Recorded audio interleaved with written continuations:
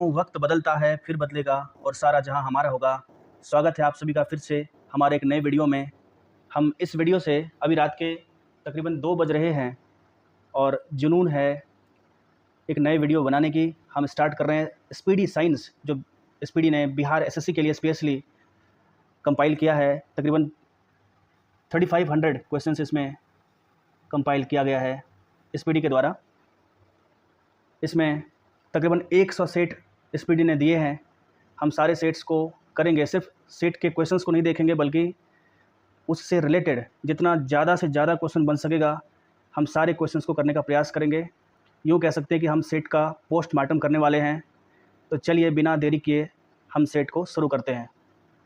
और आपसे एक छोटी सी रिक्वेस्ट है, वीडियो बनाने में, क्वेश्चंस को कंपाइल करने में काफ़ी मेहनत लगती है, तो प्लीज़ आप हमें सब्सक्राइब कर सपोर्ट कर सकते हैं।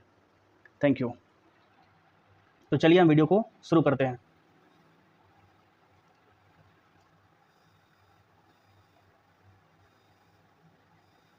ये हमारा पहला क्वेश्चन है, सेट नंबर 1 हम स्टार्ट कर रहे हैं अभी। ये हमारा पहला क्वेश्चन है, माइटोकॉन्ड्रिया की खोज किसने की। साथियों, माइटोकॉन्ड्रिया की खोज अल्टमैन ने की थी। माइटोकॉन्ड्रिया का नाम माइटोकॉन्ड्रिया बेंडा ने रखा था। माइटोकॉन्ड्रिया को power house of the cell, हम सभी जानते हैं कि माइटोकॉन्ड्रिया को power house of the cell कहते हैं, लेकिन हम में से शायद ही किसी को पता होगा कि इसे power house of the cell किसने कहा था। एक साइंटिस्ट हैं जिनका नाम है von Kolliker. Von Kolliker, von Kolliker. साथियों, हमारे पास डिजिटल बोर्ड नहीं है तो मैं फ़ोन से चीज़ों को एक्सप्लेन कर रहा हूँ। थोड़ी सी प्रॉब्लम तो आती है इसमें, तो मैं उम्मीद करता हूँ कि आप इसको मैनेज करेंगे। वॉन कॉलिकर नाम के साइंटिस्ट थे जिन्होंने माइटोकॉन्ड्रिया को power house of the cell कहा था। इस प्रश्न से इतनी जानकारी मिलती है। आगे बढ़ते हैं। अगला क्वेश्चन, प्रोटोजोआ संघ के जंतु कौन कौन से हैं इसमें। देखिए, अमीबा प्रोटोजोआ संघ में आता है, यूग्लिना प्रोटोजोआ संघ में आता है, पिरामीशियम भी प्रोटोजोआ संघ में आता है, प्लाज्मोडियम प्रोटोजोआ संघ में आता है। इनके इसका उत्तर होगा इनमें से सभी। अब जब हम अमीबा की बात करते हैं तो अमीबा से हमें जो बीमारी होती है उसको बोलते हैं अमीबी पेचिस। पेचिस बीमारी पेट से संबंधित बीमारी है जिसमें पेट में दस्त लगना, उल्टी होना, पेट में दर्द होना वगैरह वगैरह शामिल है। प्लाज्मोडियम हम जानते हैं, इससे मलेरिया की बीमारी प्लाज्मोडियम से होती है। और यूग्लिना से सामान्यतः कोई खास बीमारी इससे नहीं होती है। अमीबा से एक और बीमारी होती है जिसको ब्रेन ईटर बीमारी कहते हैं। ब्रेन ईटर, किसी भी तरह से अगर अमीबा ब्रेन तक पहुंच जाता है तो ये ब्रेन को खाने लगता है, तत्पश्चात पेशेंट की मृत्यु हो जाती है। इसको बोलते हैं ब्रेन ईटर बीमारी। तो इन चीज़ों को याद रखेंगे। प्रोटोजोआ अपने आप में प्रोटिस्टा संघ का जीव है। प्रोटिस्टा, प्रोटिस्टा याद रखिए। हम आगे पढ़ने वाले हैं कि व्हिटकर महोदय ने 1969 में 5 जगत प्रणाली सभी जीवों को अध्ययन करने के दृष्टिकोण से व्हिटकर महोदय ने 5 जगत प्रणाली का अनुमोदन किया था, जिसमें उन्होंने सभी जीवों को 5 कैटेगरी में बांटा था। और ये सारी कैटेगरीज हैं प्रोटिस्टा, मोनेरा, कवक, पादप और जंतु। उम्मीद है कि आप चीज़ों को गेन कर रहे होंगे। साथियों, प्रोटिस्टा, यही प्रोटिस्टा है जिसमें प्रोटोजोआ भी आता है। यानी कि प्रोटिस्टा में प्रोटोजोआ आता है, इसका मतलब प्रोटिस्टा में अमीबा आता है। अगर प्रोटिस्टा में प्रोटोजोआ आता है इसका मतलब प्रोटिस्टा में अमीबा भी आता है, प्रोटिस्टा में यूग्लिना भी आता है, प्रोटिस्टा में प्लाज्मोडियम भी आता है। जब हम बात करेंगे प्रोटिस्टा के बाद मोनेरा है, मोनेरा जगत, मोनेरा ग्रुप। तो मोनेरा में अगर हम बात करें जितना भी जीवाणु होता है, खासतौर से जलीय जीव इसमें शामिल होते हैं, जितना भी जीवाणु होता है, जीवाणु हो गया, नील हरित शैवाल हो गया, नील हरित शैवाल। इसमें शैवाल लिखा हुआ है साथियों, लेकिन कंफ्यूज नहीं होना, ये जीवाणु ही है। नील हरित शैवाल, जीवाणु, नील हरित शैवाल। माइकोप्लाज्मा, साथियों आपको पता होगा सबसे छोटा जीव पूरी पृथ्वी पर जो सबसे पहले आया था जल के जरिए, जलीय जीव था ये माइकोप्लाज्मा था। तो ये कहीं ना कहीं ये भी जीवाणु का ही रूप है। तो मोनेरा जगत में सभी जीवाणु, यूकैरियोटिक प्रोकैरियोटिक सभी जीवाणु शामिल होते हैं। और कवक का अपना एक अलग ग्रुप है जिसमें फफूंद आता है, मशरूम आता है, ईस्ट आता है, ये सभी कवक ग्रुप में आ जाते हैं। प्लांट तो हम जानते ही हैं कि प्लांट का अपना एक अलग ग्रुप है और जंतु का अपना एक अलग ग्रुप है। ये 5 जगत प्रणाली में व्हिटकर महोदय ने 1969 में इन्होंने कैटेगराइज किया था सभी जीव जंतु को स्टडी करने के दृष्टिकोण से। साथियों, हमें इस प्रश्न से इतनी जानकारी मिल जाती है। क्वेश्चन नंबर 3 में चलते हैं, जो हमारा अगला प्रश्न है, जीव एवं जंतु विज्ञान के जनक किसे कहते हैं? साथियों, अरस्तु को जीव एवं जंतु विज्ञान का जनक कहा जाता है। अरस्तु के गुरु का नाम आप याद रखेंगे, क्वेश्चन पूछता है प्लेटो। प्लेटो। भारतीय चिकित्सा शास्त्र का जनक चरक को कहा जाता है। ल्यूमेनहॉक पहले साइंटिस्ट थे जिन्होंने 1674 ईस्वी में ल्यूमेनहॉक ने जीवित जीवाणु की खोज की थी, जीवित कोशिका की खोज की थी, जबकि मृत कोशिका की खोज सबसे पहले रॉबर्ट हुक ने 1665 में इसकी खोज की थी। लेमार्क और ट्रेवेरियनस ने सबसे पहले जीव विज्ञान शब्द का प्रयोग किया था। इन चीज़ों को हम याद रखेंगे। साथियों, इस प्रश्न से हमें इतनी जानकारी मिल जाती है, इनको ध्यान में रखेंगे। साथियों, उम्मीद करते हैं आपको मज़ा आ रहा होगा और इस तरह के क्वेश्चंस का कंपाइलेशन में काफ़ी मेहनत लगती है साथियों। तो आपसे बस यही रिक्वेस्ट है कि हमें अपना सपोर्ट दिखाएं, सब्सक्राइब करें हमारे चैनल को, एडू बिहार 360 को। साथियों, 360 का मतलब होता है ऑल अराउंड। एग्ज़ाम कोई सा भी हो, सब्जेक्ट कोई सा भी हो, हम सारे को इसमें कवर करने वाले हैं। इसी को सोचकर हमने अपने चैनल का नाम रखा है एडू बिहार 360। आगे बढ़ते हैं इस क्वेश्चन में। क्वेश्चन नंबर 4, कोशिका भित्ति किस में पाई जाती है? साथियों, हम सबको ये पता है कोशिका भित्ति यानी कि सेल वॉल पादप कोशिका में ये पाया जाता है, जंतु कोशिका में ये नहीं पाया जाता। तो इसका आंसर होगा पादप कोशिका। कोशिका भित्ति सेलुलोज की बनी होती है। कोशिका भित्ति किसकी बनी होती है? सेलुलोज की।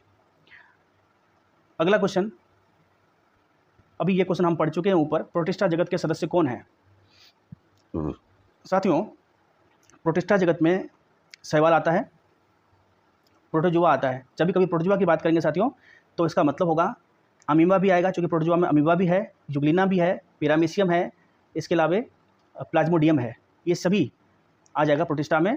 कवक नहीं आएगा, इसमें गलत है, कवक नहीं आएगा क्योंकि कवक का अपना एक अलग ग्रुप है।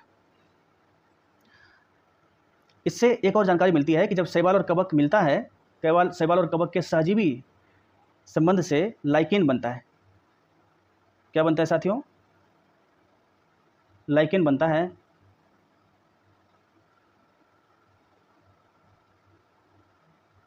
शैवाल और कवक के सहजीवी संबंध के तत्पश्चात लाइकेन बनता है, और लाइकेन को पर्यावरण की अशुद्धि को जांचने के लिए प्रयोग में लाया जाता है।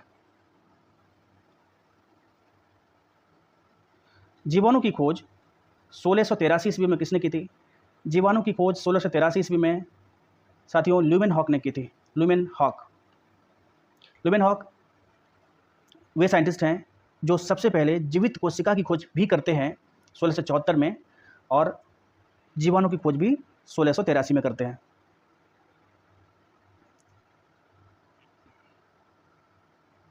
हिप्पोक्रेटस को शल्य चिकित्सा के लिए जाना जाता है, चीरफाड़ के लिए, भारत में या पूरी दुनिया में। रॉबर्ट हुक सबसे पहले साइंटिस्ट थे जिन्होंने मृत कोशिका की खोज की थी, या किसी भी कोशिका की खोज की थी 1665 में। उम्मीद करता हूँ कि सेशन आपको अच्छा लग रहा होगा। सेशन अच्छा लगे तो रिक्वेस्ट है कि आप इसे लाइक और सब्सक्राइब जरूर करें। चिकित्सा शास्त्र के जनक कौन हैं? चिकित्सा शास्त्र के जनक हैं हिप्पोक्रेटस। अभी हम लोग इसके बारे में बात कर चुके हैं। चिकित्सा शास्त्र के जनक हैं हिप्पोक्रेटस। साथियों, अरस्तु को जीव विज्ञान और जंतु विज्ञान दोनों का फादर कहते हैं। साथ ही साथ अरस्तु के जो गुरु हैं उनका नाम है प्लेटो। याद रखेंगे, थियोफ्रेस्टस को वनस्पति विज्ञान का जनक कहा जाता है। इवानोव्स्की ने विषाणु की खोज की थी। आगे, जीवन की मूलभूत इकाई क्या है? हमारे जीवन की मूलभूत इकाई है functional and structural unit of our body ये कोशिका को कहा जाता है। और जब ढेर सारी कोशिकाएं मिलती हैं तो कोशिकांग बनता है, इसको उत्तक कहते हैं।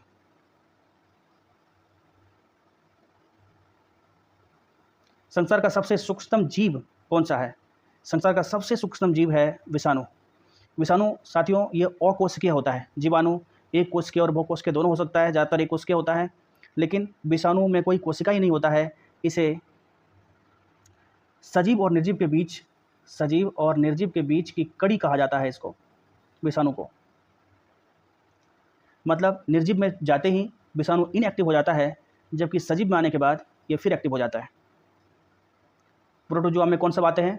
तो प्रोटोजोआ में आते हैं अमीबा, युग्लिना, पिरामेसियम, प्लाज्मोडियम, ये सभी प्रोटोजोआ में आते हैं। और प्रोटोजोआ खुद में अपने आप में एक प्रोटिस्टा जगत का सूक्ष्म जीव है। जीवाणु की खोज सबसे पहले ल्यूवेनहॉक ने 1683 में की थी, हमने इसके बारे में बात करी है। जीवाणु 1683 में इसकी खोज हुई थी। ईस्ट का प्रयोग बेकरी इंडस्ट्री में किया जाता है। अगला क्वेश्चन है हमारा, यूकैरियोटिक सेल में प्लाज्मा झिल्ली किसकी बनी होती है? देखिए साथियों, सेल जो हमारा होता है वो यूकैरियोटिक होता है और प्रोकैरियोटिक दोनों होता है। यूकैरियोटिक और प्रोकैरियोटिक। जो अविकसित सेल होता है, अविकसित कोशिका, उसको प्रोकैरियोटिक बोलते हैं, और जो विकसित कोशिका होता है उसको यूकैरियोटिक कहा जाता है। तो जो कोशिका भित्ति बनी होती है, प्लाज्मा झिल्ली की हम बात कर रहे हैं, वो जो बनी होती है वो किसी किसी कोशिका में लिपिड की बनी होती है और किसी किसी कोशिका में प्रोटीन की बनी होती है। लेकिन जो विकसित कोशिका होता है उसमें लिपिड भी होता है और प्रोटीन भी। लिपिड का मतलब यहाँ पर हो गया फैट से। पादप में जो लिपिड होता है उसको बोलते हैं फैट। लिपिड का मतलब सीधा होता है फैट और प्रोटीन। तो याद रखिए, फोस्फोलिपिड और प्रोटीन। यहाँ पे फोस्फोलियो यहाँ पर दिया हुआ है, जबकि लिपिड होना चाहिए था। फोस्फोलिपिड और प्रोटीन दोनों से मिलकर बने होते हैं यूकैरियोटिक कोशिका की प्लाज्मा झिल्ली।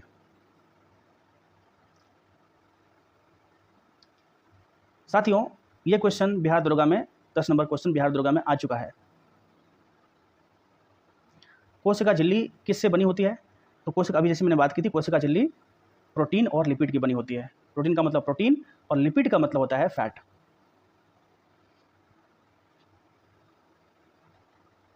साथियों, सेलुलोज भित्ति किसके सेलों में पाई जाती है? जाहिर सी बात है, पौधे। जो पौधे होते हैं, पौधे की कोशिका भित्ति सेलुलोज की बनी होती है।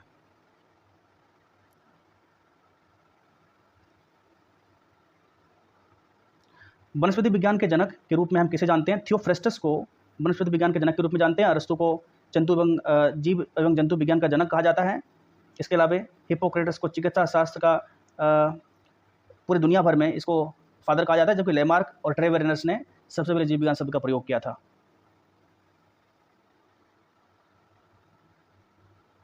कोशिका का श्वसन केंद्र कौन सा है? माइटोकॉन्ड्रिया। कोशिका का श्वसन केंद्र माइटोकॉन्ड्रिया। साथियों, हमें पता है कि हमारे अंदर जो ऊर्जा का जो स्थानांतरण होता है वो श्वसन के तत्पश्चात होता है। तो ऊर्जा का गृह या पावर हाउस जो माइटोकॉन्ड्रिया को कहते हैं, ये तब तक ऊर्जा को नहीं निकाल पाएगा जब तक कि ये श्वसन नहीं करेगा। इसलिए कोशिका के अंदर श्वसन अंग माइटोकॉन्ड्रिया है। और आपको साथियों याद होगा, माइटोकॉन्ड्रिया को power house of the cell किसने कहा था? वॉन पॉलिकर ने कहा था। वॉन पॉलिकर।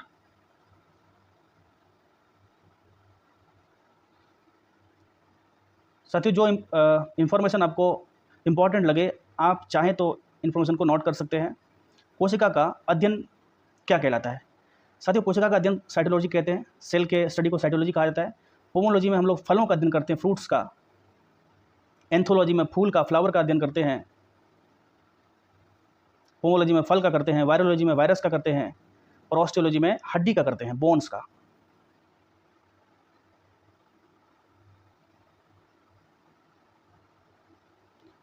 जैव विकास को सर्वप्रथम किसने समझाया है? जैव विकास को सर्वप्रथम लेमार्क ने समझाया है। इससे पहले हमने पढ़ा था, लेमार्क और ट्रेवेरिनस ने सबसे पहले जीव विज्ञान शब्द का प्रयोग किया था। लेकिन इसके अलावे लेमार्क ने जैव विकास को सबसे पहले समझाया था। ग्रेगर मेंडल को आनुवंशिकता के लिए जाना जाता है। चार्ल्स डार्विन ने नेचुरल सिलेक्शन का प्रतिपादन किया था। चार्ल्स डार्विन ने नेचुरल सिलेक्शन एक सिद्धांत इन्होंने दिया था कि यदि हमारे अंदर क्वालिटी है तभी हम प्रकृति के अनुरूप रह पाएंगे, अदरवाइज़ नहीं। अगर हम इसमें ढल सकते हैं, हमारे अंदर जो ट्रेट्स हैं, क्वालिटीज़ है, उसके अकॉर्डिंग अगर हम इसमें ढल पाएंगे तो रह पाएंगे, नहीं तो नहीं रह पाएंगे। ये सबसे पहले डार्विन ने कहा था। जीवधारियों के वर्गीकरण के अध्ययन को क्या कहते हैं? जीवधारियों के वर्गीकरण के अध्ययन को टैक्सोनॉमी कहा जाता है। साथियों, सर्पेटोलॉजी में सर्प का, सरीसृप का अध्ययन करते हैं। वायरोलॉजी में वायरस का अध्ययन होता है। फिजियोलॉजी में जीव जंतुओं के शारीरिक बनावट का अध्ययन होता है। साथियों, टैक्सोनॉमी दरअसल कैरोलस लीनियस ने 1753 ईस्वी में कैरोलस लीनियस ने 1753 में द्विनाम पद्धति, नामकरण की एक पद्धति दी थी, जिसमें द्विनाम पद्धति दिया था उन्होंने। सबसे पहले वंश को उन्होंने रखा था, इसके बाद जाति को रखा था। तो इसके वजह से वर्गीकरण का जो सबसे पहला जो प्रारूप दिया था कैरोलस लीनियस ने ही दिया था। फिर बाद में व्हिटकर आए थे, 1969 में आए थे, जबकि कैरोलस लीनियस ने बांटने की जो प्रथा की शुरुआत की थी 1753 में ही कर दी थी। इसलिए इसको फादर ऑफ मॉडर्न टैक्सोनॉमी भी कहते हैं। कैरोलस लीनियस को फादर ऑफ मॉडर्न टैक्सोनॉमी कहते हैं। जीव विज्ञान शब्द का प्रयोग सर्वप्रथम किसने किया था? जीव विज्ञान शब्द का प्रयोग, जिसे हम लोगों ने भी बात की थी, लेमार्क और ट्रेवेरनस ने किया था। कैरोलस लीनियस को फादर ऑफ मॉडर्न टैक्सोनॉमी कहा जाता है और इन्होंने सबसे पहले द्विनाम पद्धति, नामकरण की पद्धति दी थी, द्विनाम पद्धति 1753 में। कौन सा जीव मोनेरा जगत में शामिल नहीं है?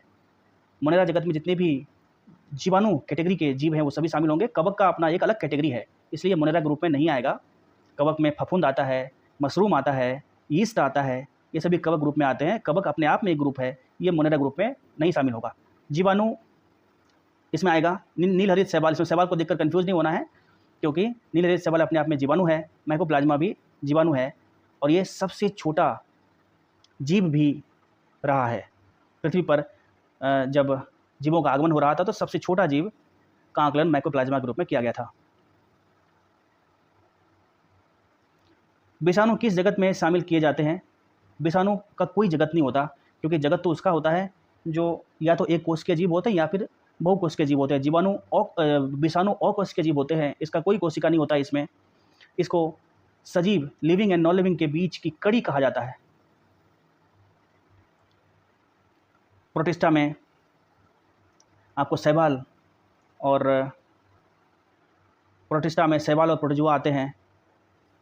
प्रोटोजुआ में अमीबा, युग्लिना, पैरामीशियम और प्लाज्मोडियम शामिल है। मोनेरा भी एक कैटेगरी है। मोनेरा में जितना जीवाणु है, जीवाणु हो गया, नीलहरित शैवाल हो गया, माइकोप्लाज्मा हो गया, ये सभी मोनेरा ग्रुप में, जितना भी पुराना से पुराना प्राचीनतम जीव है वो सभी मोनेरा ग्रुप में आएगा।